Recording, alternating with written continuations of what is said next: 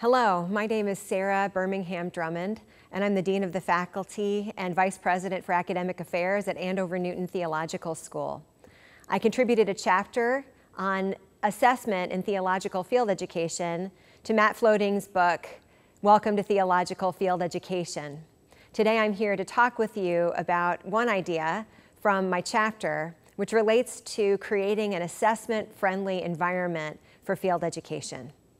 Evaluation and assessment in theological field education often raise the anxiety of all of the participants in field education. For students, they might feel like they're auditioning. They're testing their sense of calling against their first real experience in the ministerial role, and they're nervous that evaluation or assessment might communicate that they're not effective in their ministerial functioning in the way they'd hoped when they started seminary. For supervisors in theological field education, they might feel that they must wait until the end of the field education experience to be honest about how the student has functioned or performed. My chapter highlights certain misunderstandings of assessment that are embodied in those two characterizations of student and supervisor. And what I try to communicate in the chapter is that the best way to think about assessment is the infrastructure that undergirds student learning in field education. It begins when the student sets forth goals, it continues at a midpoint evaluation, and it ends in a time of reflection where the student and the supervisor together consider where the student still has room to grow and where the student has achieved his or her goals.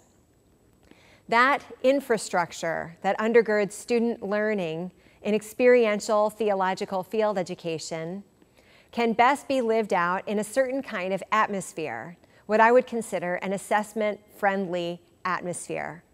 There are 4 markers of this atmosphere that a supervisor or instructor can try to embody and live into in the field education relationship, in the field education experience. The first marker of an assessment-friendly atmosphere is that feedback is normal. Feedback is normal. It's used as a teaching tool throughout theological field education. In an assessment-friendly environment, it's expected from the very beginning that the supervisor and other participants in a ministry setting will be giving the student feedback. And it's expected that that feedback is not for the venting of the supervisor or the bemoaning of the members of the congregation, but rather it's there to teach the student.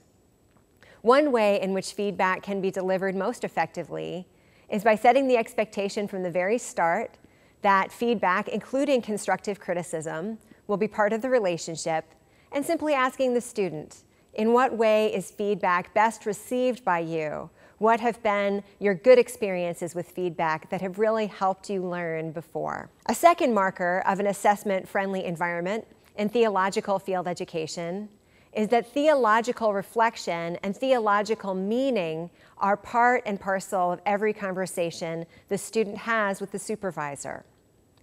With every hard lesson learned, there's greater meaning. A supervisor who cares about evaluation and assessment constantly asks the question, where was God in this? What might this mean about truth, about humanity? By taking small examples of tough learning experiences and grounding them on the firm foundation of our theological meaning-making system, an assessment-friendly atmosphere is also deeply theological. Third, no one in the setting where the student's learning is fully evolved, and all those who help the student with their learning should not pretend to have all the answers. Supervisors who create an assessment-friendly atmosphere are quick to own that they too are works in progress, that there are not easy answers to every question, and that all of us must embrace a value for lifelong learning in ministry. This doesn't mean that the minister-supervisor overshares or discloses painful experiences just to get them off his or her chest. Rather, the minister models through showing the student that learning is something that all of us benefit from and can embrace, no matter where we are on our vocational journey.